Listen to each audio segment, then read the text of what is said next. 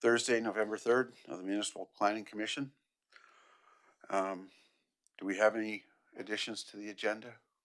So I have two additions. Addition 6.2 is development permit application T00105-22D. It's a rooftop digital sign located at 249 3 Avenue West, which is the lot of Yavis Family Restaurant. And addition to 8.1, which is an application for a volunteer position for the member of the Municipal Planning Commission, submitted by Jason Jetty, which is for consideration and recommendation to council. Thank you. Okay. Anything else? Antonio, should that last one not be 8.4? 8.4, Jason Jetty. Yeah. 8.1 is. Oh, yes, sorry, my apology. 8.4. So we get a motion to accept the agenda as amended. Tom, seconded by I Shelley. move that the Municipal Planning Commission adopt the agenda for the November 3rd, 2022 regular meeting as amended.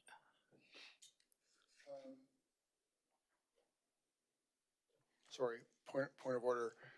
How are you making that? Because you are not a member of MPC anymore. Okay. Caught me on that one. Yeah. Sorry, just because it's effective the day of the organizational meeting, unfortunately. So Tom's here as just as a guest and as a bit of a send off to him. So Crystal can make that motion, or anyone else online. I move the Municipal Planning Commission adopt the agenda for the November 3rd, 2022 regular meeting as presented with amendments, with additions, sorry.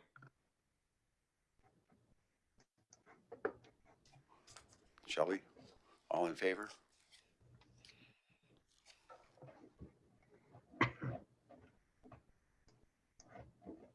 Yeah, so sorry. Yeah, so at the organizational meeting on the 24th, there was some changes to some various committees and council appointments. So there was a council appointment change for this committee from Tom to Crystal. Right, and so then actually we are telling MPC that this meeting right now, so which we just did. So so Tom can absolutely stay on. He can, but as a volunteer member, so not a council appointment anymore. Okay. Sorry, Tom. Do we have any additions or changes to the minutes from the previous meeting? Can I get a motion to accept the minutes? Not for me. Not from you, no. I'll make a motion to accept the minutes from the previous meeting from October 6th. Okay. I guess I can second that, can I? All in favor? Motion passed. Summary development permits. I'll get someone to make a proposed motion and we can have a discussion. I will make a motion to accept the summary of development permits for information only. All in favor? Oh, not, let's have a discussion first, I guess. Is that right? A seconder? Seconder? Seconder, Crystal. Okay. Okay. Any discussion on those? Do we have some? Oh, Tom, Crystal has a still question. throw in here because you're valuable. I just have just so I'm learning. When it says status in appeal period, that's just that 2-week timeline, is that correct? Yeah, so it's the Okay. 3 weeks. It's Or 21 3 days. weeks, sorry. Period. Okay. So they all get appeal periods, whether they're permitted or discretionary uses. Okay. Permitted are for the conditions placed on for the applicant, or if the applicant deems us to have reviewed the land use bylaw incorrectly. And discretionary uses may be appealed by affected parties as well. And then the flag column, is that in relation to the appeal period, or is that a different? It's not, so it's something, it's an internal system Okay. for us, so Okay. whether applications need building permits or they have, encroachment agreements or other items that need to be associated with a development permit as conditions, I put a flag on them just so that I'm aware that there's something that needs to get done for that permit as well. That sounds good. Thank you. If that's all in favor? Okay, and back on to development permits. First is 6.1 permit extension request for the Badlands Arts Center.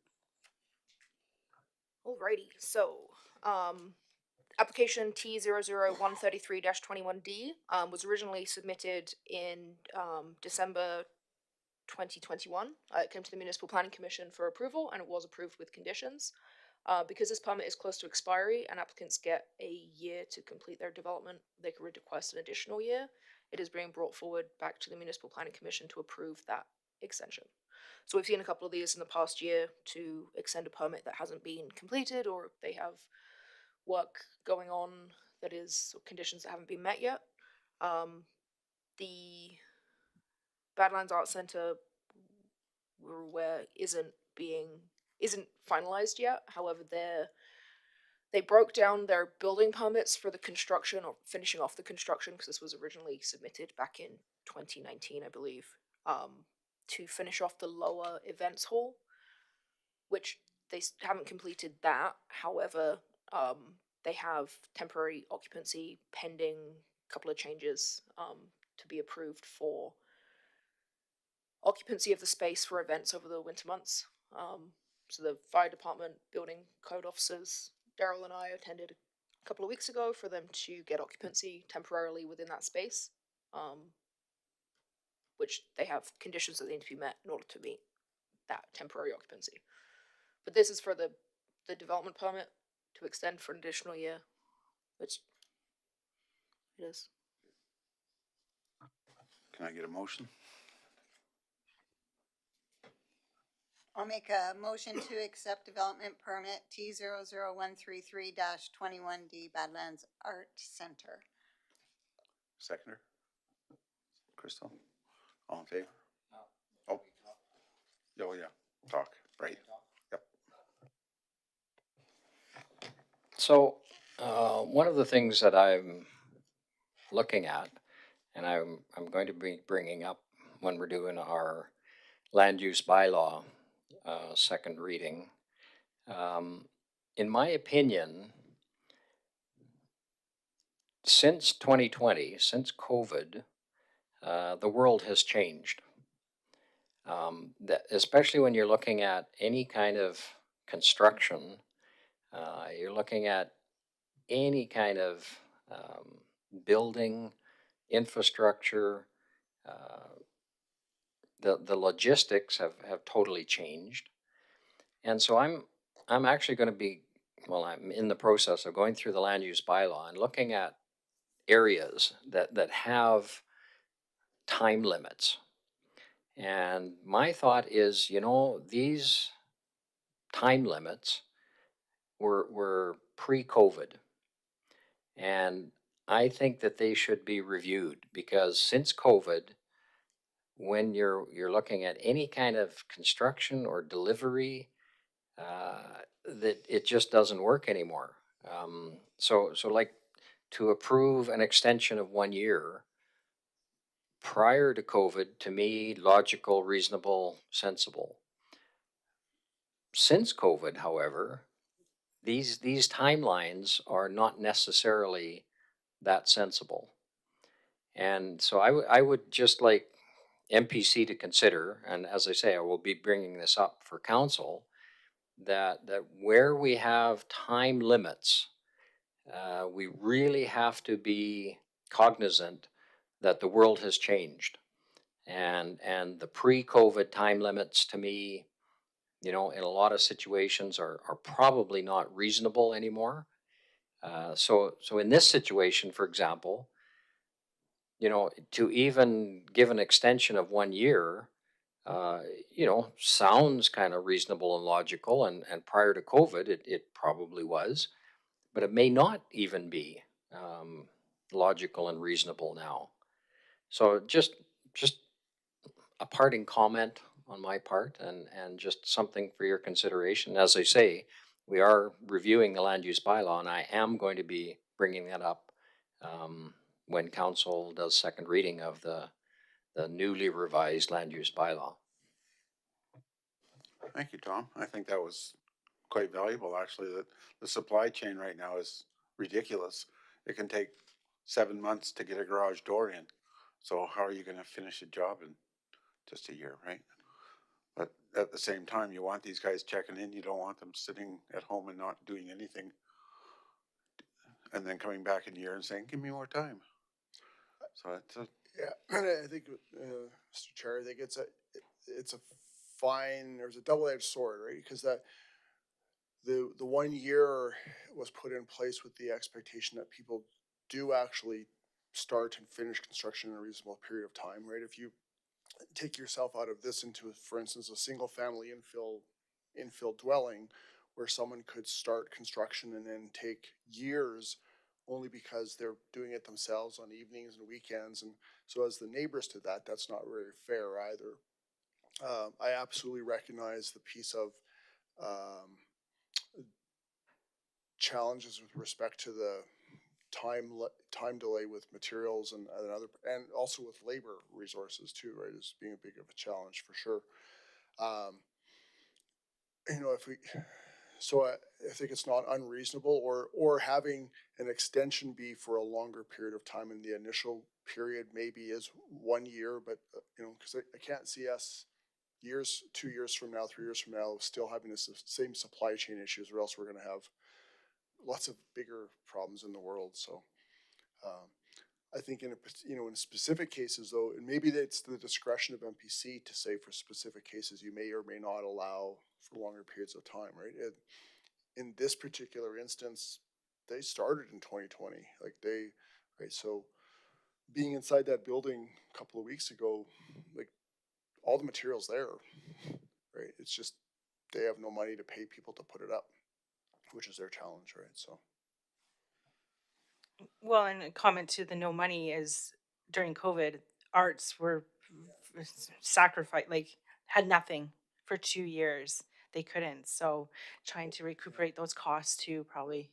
Oh yeah, It's challenging, yeah. I'm not using that as No, a crutch or anything. I'm Yeah. just, it's a matter of fact. Yeah. Absolutely. So it's, but I think that's why every situation's unique with Yeah. respect to it. So, yeah. but And no, this is a valid comment, Tom. Yeah. For sure. and it's a short term. This, like Daryl said, this isn't a long term problem we foresee happening. We hope. But I did have a quick question just about this, and this is just because I don't know the background. So November 7th, 2019 was the first original. That one expired, and then they did a new application. So I wasn't here, but I will Okay. do my best. November 2019, Yeah. an original application came in and was approved at the Municipal Planning Commission. And then was Oh, realized that the construction didn't meet the requirements of the approved permit. So what was being built wasn't what was approved. Then it came back to MPC to be approved at the new. So it, but still in 2020, came back to MPC in March 2020 to be approved under the new drawings. But then that permit expired, so Oh, that okay. would have been given the same year with the option to be extended for a year. But then we also changed the land use bylaw, so it came back again in December 21. Okay. Because the original permit had lapsed. The second permit had also expired under different construction requirements, and then So we're treating this as almost a new one, not from back in the day. yeah. So this Okay. isn't Okay. 2019 Okay. application. This is the 21 application. The December 16th, 2020. Okay. Thank you. One other comment regarding this construction. If you've ever attended any concerts at the Badlands Amphitheater, one of the biggest drawbacks and issues has been washrooms, especially women's washrooms. One of the past concerts this summer, we literally had women walking by us while we were at the urinals using the men's washroom because the women's washroom lineup was down the block. So if you look at this construction with the addition of a whole bunch more washrooms, that will be absolutely a wonderful bonus to the whole Badlands Amphitheater, Passion Play, whatever. So I particularly love that part of this addition. I guess while we're on the subject of water, that was one of the issues we had with them in the previous time, wasn't it? Yes, it was a condition of the development was to install, so, as Antonia said, we met out there a couple weeks ago to discuss some of the items that had not been addressed, and that was one of them, and I think clarified to the applicant the requirement that was needed. They had provided a, hydrant flow test to us that had been done. That was deemed by the fire chief to be insufficient fire flow, which is what we suspected all along. And so they were in the process of looking at their options to be able to do something to correct that. So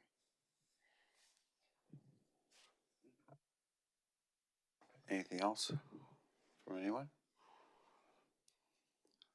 So I'll call for a vote. All those in favor? Passed. Okay.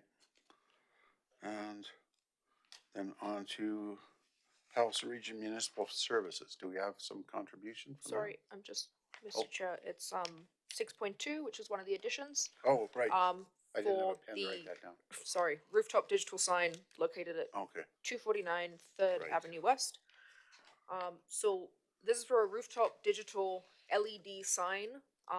They are programmable by phone, so you can change the text on them. So what the text of the application is not necessarily what will always be there. This is for a rooftop sign on top of a patio that extends through the patio policy onto town land. So it was approved by the development officer at the time under the patio policy of 2000 before now to extend onto the sidewalk. So we had requested, because this is a rental unit, the authorization from the landlord. I would deem the patio to be an extension of his property, approved onto town property. He deems it differently, so the authorization letter is not authorizing, rather saying that he can read it. He is, as long as it doesn't affect him, it's fine. So we have recently approved digital signage along the highway on on a new freestanding sign for St. Anthony's that came to the Municipal Planning Commission a couple of months ago. This is also considered a digital sign. However, I would deem this to be more of a rotating light system rather than digital signage, which is one of the reasons it's coming to the Municipal Planning Commission today. We do have a section that does outline no intermittent rotating lights, but would like the Municipal Planning Commission to discuss and review rather than us have a recommendation. You have a recommendation. I suppose we need the motion first so we can have the discussion. I move to approve development permit application T00105-22D submitted by Yavis's Family Restaurant for rooftop digital sign located 249 3rd Avenue West, Block 21, Plan 5952JK to attach conditions. Seconder, Shelley. Okay. I'll since I have my mic on, I'll just make a little. I'm okay with some digital signs, but I'm against something that's kind of rotating and active and doing stuff. There's a lot of people out there that are kind of affected by that. I don't know. It's I don't mind a static looking thing, but something that's always rolling and changing.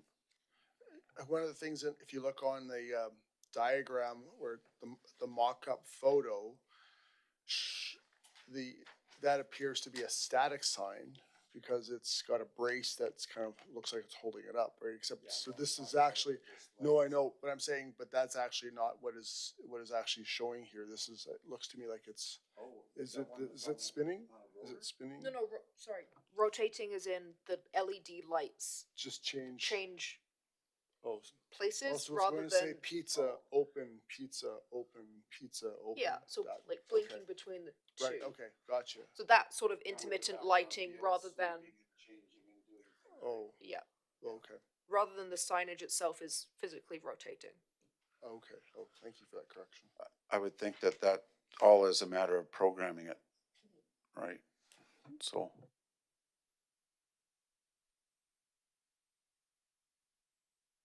I don't know if the, how they program it, as you were just saying on that, we have, a piece in the bylaw regarding, rotating or whatever signs, but I remember when we got the permit for the one up on North Dinosaur Trail, that there was something in there about, how it had to be managed. Yes, so the wording in the land use bylaw states, signs may be illuminated by a constant source of dimmable light, but shall not be lit by flashing, electronic, animated, intermittent, or rotating lights. The design and installation of this lighting shall ensure no element of the light connection is visible to the pedestrian. So, with the one that was approved along the highway, the conditions were that it would be required to be dimmable to the standards that Alberta Transportation requires. And again, to not be flashing, electronic, animated, intermittent, or rotating. That would be the town to enforce that? Yes. Yeah.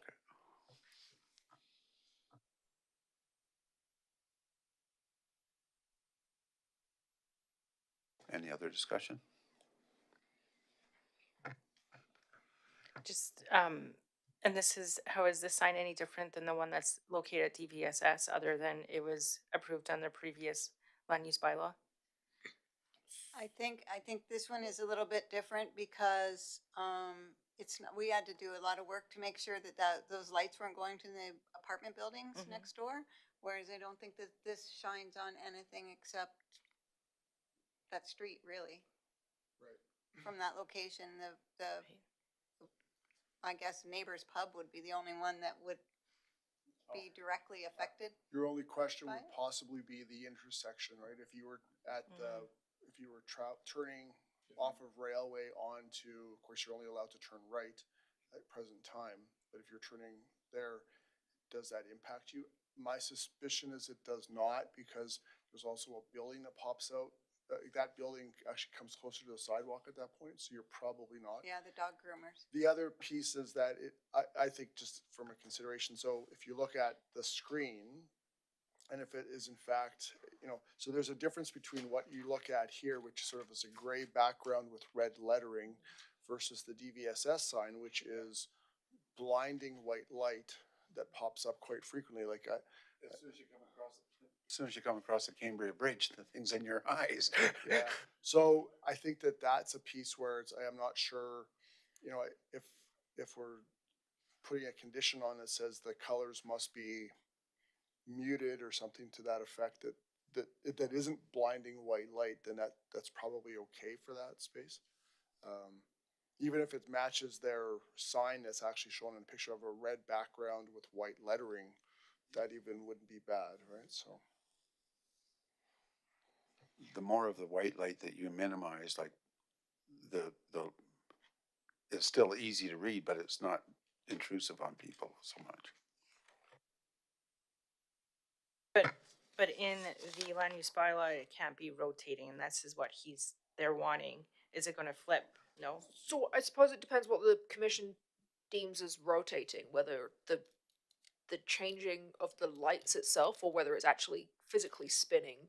Because the land use bylaw in that instance it's not clear whether it's either And my or. suspicion is, so, and I spoken without all of the knowledge, right? So my suspicion is that it's a static sign that, as Antonio points out, is basically alternating the message, right? So pizza, open, pizza, beer, open, whatever, right? It's not that it's physically rotating No. 365 degrees. And I think part of it would be, if I'm using it to attract customers, I probably don't need to point it west on the street because I have a low number of customers there. And there's already signage on the back of the building that people would know about. I'm trying to attract people off the highway, I presume, so. Which, and part of me kind of thinks, like, I'm not sure if that's the best spot for a sign. If I'm actually trying to attract people, I would, it'd be better to stick it on the corner of the building. But they want to put it on their patio. When I originally thought that it was spinning, my concern to Tony was that if you're sitting in that patio in the evening, every so often you're just getting this flash of light coming to you. But if it's pointing just directly east, I don't think it's the same. It's not that same impact. So. And I believe that the background and the animation to it is covered under the bylaw. We can address it that way probably. So I'll call for a vote. All those in favor? Carried. Okay, so now we're on to 8.1. Oh, 7. Where am I? I lost my, oh, 7. Oh yeah, right. I was there and came back. Palliser Regional Municipal Services. Do we have some input from them? Hi, everyone. No, we don't have any current subdivision applications for Drum. Still just the 2 that are in the conditional approval phase. So, yeah, it's definitely been a quieter year for Drum on the subdivision front.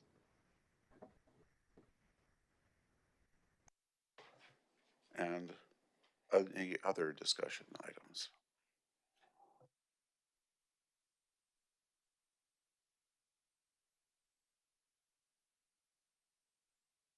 We already welcomed Crystal, so welcome to the Municipal Planning Commission. So that was 8.1. Is there anything else to say about welcome?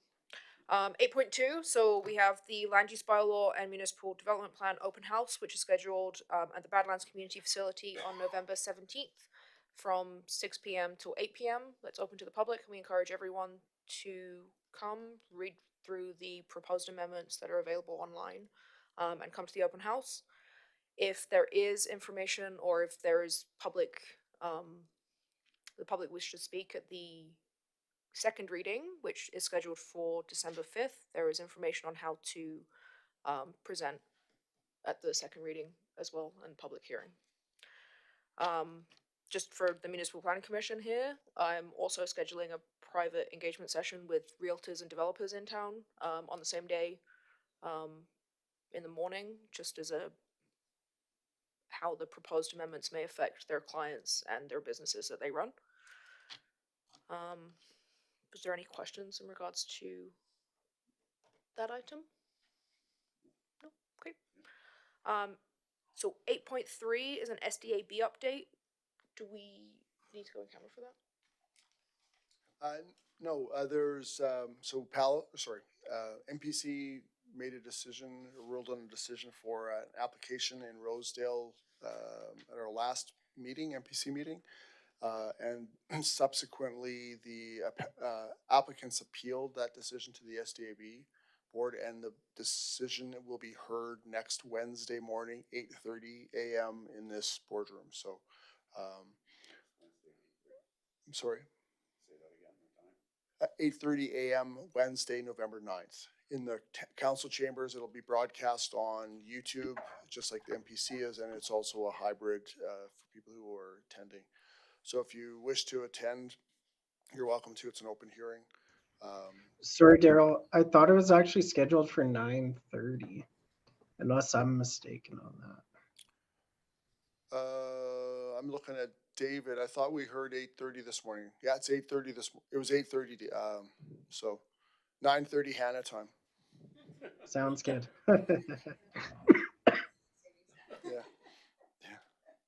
Yeah. And remember, you fall back this weekend too. So That's right, daylight savings time. Okay, 9:30? Yeah. Okay. All right, we'll confirm, because that's, Antonia says it's 9:30 as well. We understood it to be 8:30. We'll confirm, but Daryl, if you give me a second here, I'm gonna try to pull up the notice of appeal. yeah, we see it. It does say Okay. 9:30, Devin, so, Okay. okay. The tentative schedule was from 8 a.m., which may be the confusion. All right, so we'll say it's 9:30 because that's what the notice says, so. Okay, and, So is that 9:30 Hannah time or Drumheller time? We're in Drumheller, so it's Drumheller time. So that's 11:17 Hannah time, I believe, so. next meeting date's November 17th. Sorry. Oh, Just one more thing. we have one more thing. So 8.4 is Oh, right. an application for a member of the public to be on the Municipal Planning Commission. Applications are brought forward to the commission for recommendation, and then once recommendation has been provided, then gets sent to the council to be approved, and then we'll inform the applicant if they are successful. So the applicant is Jason Jetty. He's a resident, lives in town, who has the certificate from University of Alberta in Applied Land Use Planning, and is enrolled in local authority administration through the U of A as well, and is interested in planning items.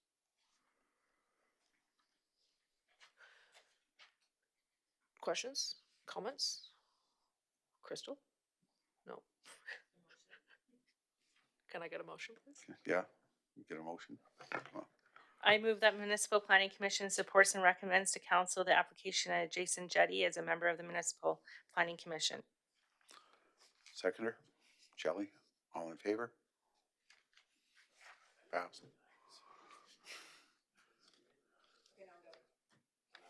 Okay, And I just have one last Yep. thing. Sort of, just, Councillor Zarisky has been on MPC for a number of years.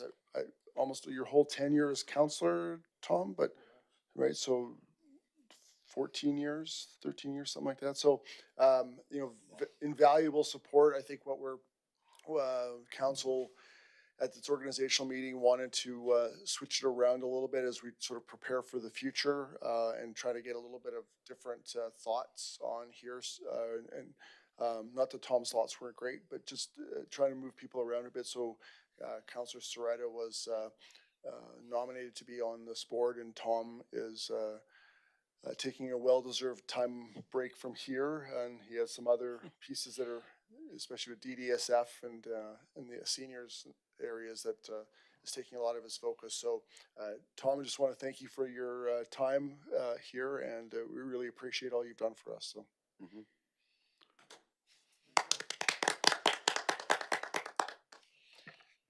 So, my speech.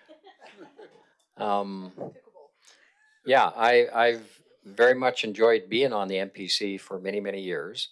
And I have noticed a great change in MPC from when I first started. And it's partly because of the current mayor that we have, partly because of administration that we have. But MPC, when I first started, was holy mackerel. You were just horrible. I mean, the opinion of the general community to MPC was they're just a bunch of negative people saying no all the time to everything, and that was a fact. I mean, that the MPC was very, very negatively regarded in the community, and I think through the considerable work of the mayor and council and administration, I think MPC now is seen in the community as being fair, as being kind of logical, reasonable, as being proactive, and looking at every way of helping the community and not just stifling all the development that would come into the valley. So it's been a very interesting change, and I think it's very much on track to where it should be. I'm certain that the board's gonna be, blessed without you. It's sure been great to have you around. So, motion to adjourn? Shelley? We don't need a seconder on that, I don't think. Do we? Okay, then that was, let him, he's their seconder. Yep.